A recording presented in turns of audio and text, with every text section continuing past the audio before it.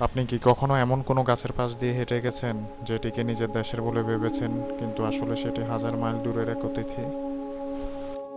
সবুজে ঘেরা পথে হাঁটতে আমার খুব ভালো লাগে।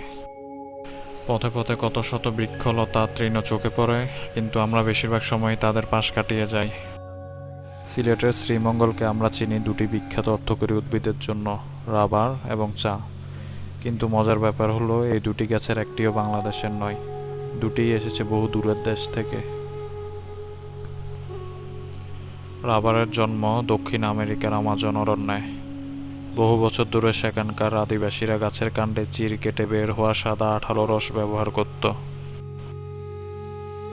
পরে ইউরোপীয়রা এই অদ্ভুত পদার্থের খোঁজ পায়। শিল্প বিপ্লবের পর রাবারের চাহিদা এত বেড়ে যায় যে আমাজনের জঙ্গল আর তা সামলাতে পারছিল না। ব্রিটিশ আমলে রাবার গাছের যাত্রা শুরু হয় এই বাংলায়। আজ পার্বত্য চট্টগ্রাম আর সিলেট জুড়ে রাবারের যে বাগান দেখা যায়, তার শিকড় লুকিয়ে আছে আমাজনের গভীর জঙ্গলে। সকালে এক কাপ চা না হলে অনেকের দিনই শুরু হয় না। কিন্তু এই ছোট্ট পানীয়টির ইতিহাসও বেশ পুরনো। চা গাছের আদি নিবাস চীনের পাহাড়ি অঞ্চলে। একটি জনপ্রিয় কিংবদন্তি অনুযায়ী খ্রিস্টপূর্ব 2737 সালে সম্রাট শেন নং-এর ফুটন্ত পানিতে হঠাৎ কয়েকটি চা পাতা পড়ে যায়। সেখান থেকেই নাকি চায়ের যাত্রা শুরু।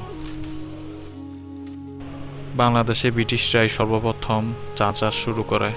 19 শতকের মাঝামাঝি সিলেট অঞ্চলে গড়ে ওঠে প্রথম চা বাগান। পাহাড়ি ঢাল, প্রচুর বৃষ্টি আর অনুকূল আবহাওয়ার কারণে শ্রীমঙ্গল ধীরে ধীরে বাংলাদেশের চায়ের রাজধানীতে পরিণত হয়।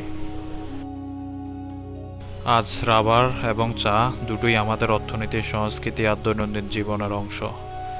অথচ তারা কেউই এই ভূখণ্ডের জন্মগত বাসিন্দা নয়। মানুষ যেমন ভ্রমণ করে তেমনি ভ্রমণ করে উদ্ভিদও।